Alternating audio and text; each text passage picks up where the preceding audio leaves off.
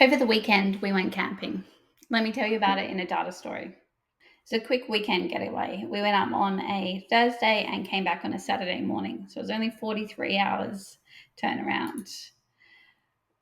We got there and started setting up straight away, especially the camp kitchen.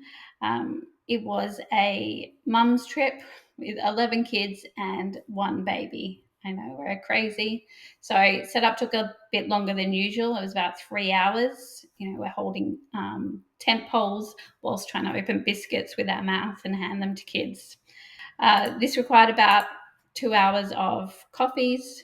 We needed some caffeine to keep us going.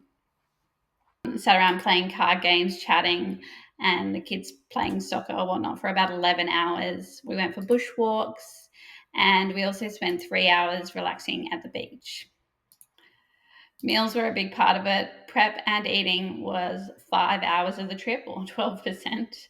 Three of these were at the bistro, but two of them were breakfast, and breakfast doesn't count, especially because the kiosk where we went had these croissants and you pulled them apart.